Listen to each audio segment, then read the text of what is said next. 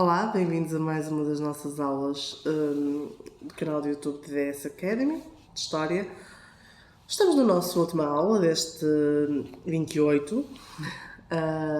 Vamos falar hoje de Portugal nos dias de hoje, a sua integração no quadro internacional. A última vez que vamos aqui situar-nos, terminamos com Portugal pós 25 de abril de 1974, depois daquela turbulência toda, ora vir à esquerda, ora vir à direita.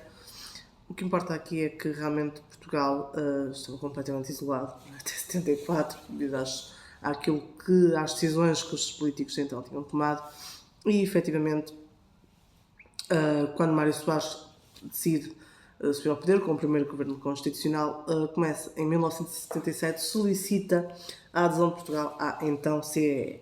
E efetivamente isto acaba por acontecer em 1986.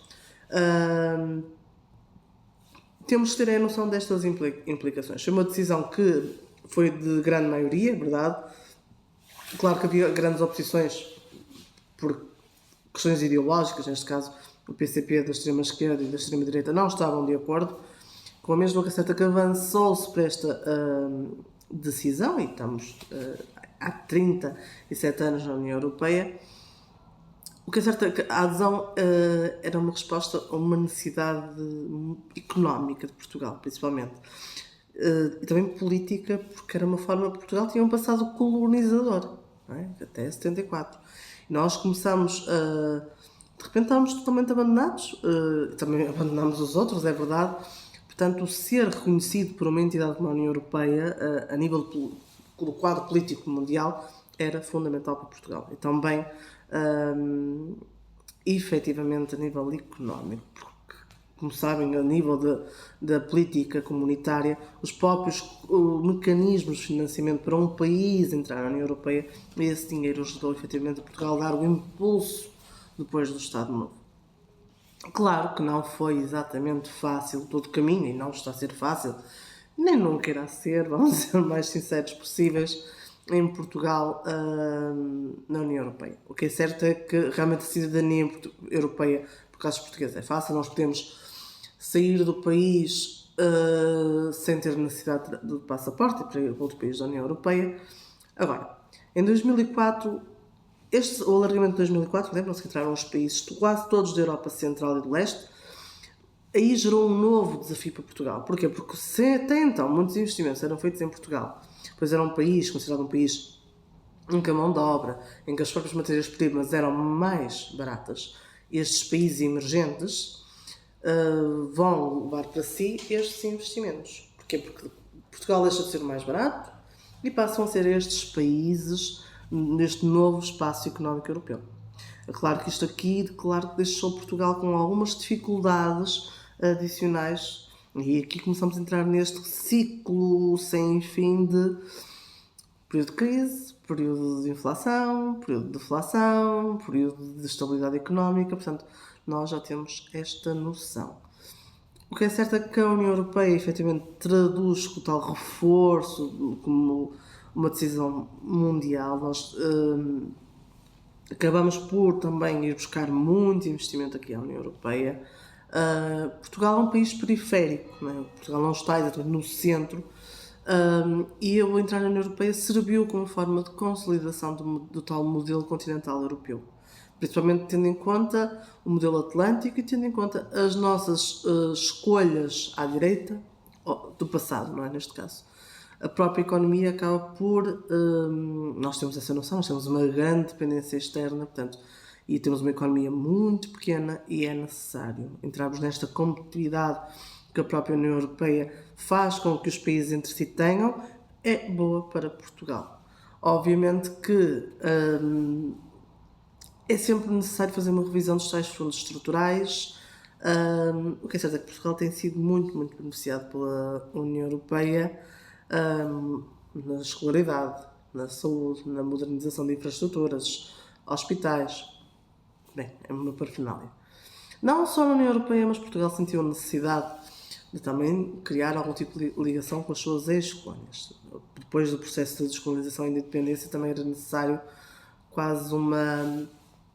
Também, eu não digo passar por cima, porque isso é impossível, do que se passou, mas sim chegarem a um ponto de acordo. E assim nascem os CPLP, são as Comunidades de Países de Língua Portuguesa, em que efetivamente Portugal aqui serve também como um ponto de encontro da língua portuguesa para estes países que vão desde o Brasil, Angola, Moçambique, Santo Tomé, Timor, por aí fora. E assim temos um espaço chamado lusofonia. É um espaço lusófono que não é de pertença exclusiva de Portugal, mas sim um espaço cuja língua portuguesa é o português, que temos a noção que são países que foram ex-colónias de Portugal, mas que estão totalmente emancipados. É assim um espaço diverso e vasto, efetivamente. Estes povos adotaram oficialmente a língua portuguesa. Os próprios migrantes destes países acabam por ter uma grande presença também aqui em Portugal. É importante também a cooperação portuguesa para os PALOP, neste caso, que são países africanos cuja língua oficial é o português. Neste caso, porque no caso da África, o caso do Brasil é totalmente diferente, já tem a sua independência desde o século XIX, que no caso da África ajudar estes países, até porque muitos deles depois de Portugal ter dado a independência, como já sabem, encetaram por grandes guerras civis, com massacres, muitos deles duram até hoje. E Portugal surge aqui também como uma cooperação não só económica, mas também política. A nível plano económico, as iniciativas empresariais, ter esta noção de até o acolhimento de imigrantes, o acolhimento de estudantes aqui em Portugal, ou seja, a nível da educação e da saúde, é muito importante esta colaboração, principalmente para os países PALOP e para os países das comunidades dos povos de língua portuguesa, que também é criada com o objetivo de consolidar e reforçar a influência do mundo lusófono no mundo, no restante, saber que existe português e que existe Portugal. Não pertencemos ao Brasil. Obviamente que aqui a CPLP é um domínio linguístico, de educação, sanitário. Portugal também pertence à área ibero-americana, pois nós e Espanha temos algo em comum, fomos grandes colonizadores da África do Sul, portanto também temos este espaço lusófono que acabamos por dividir as relações luso-brasileiras, assim como com as latinas, neste caso Paraguai, Argentina, que foram ex-colónias, neste caso, da Espanha. Claro que há aqui toda uma cooperação entre estes países latinos, a nível da educação, da cultura, da ciência e também do meio ambiente. Assim temos cada vez mais um Portugal do mundo, não só um Portugal fechado. Nós passamos quase 50 anos fechados, né? Sozinhos e de costas rodados para o mundo. E agora Portugal abre-se à União Europeia, aos países da América do Sul, aos países da África, aos países da Ásia. Não se esqueçam que também nesta altura, na década de 90, que Portugal dá a independência de Macau, neste caso para a China, passa o seu controle para a China.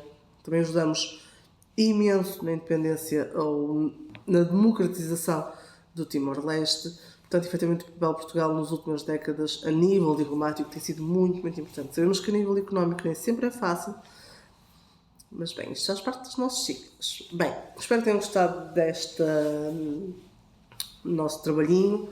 Já sabem, mais importante que saber tudo é ler muito bem os documentos. A história é aquilo que efetivamente ajuda imenso. Já sabem, qualquer dúvida que tenham, basta irem a dsacademy.pt. Nós estamos aqui para vos ajudar. Até uma próxima. Obrigada.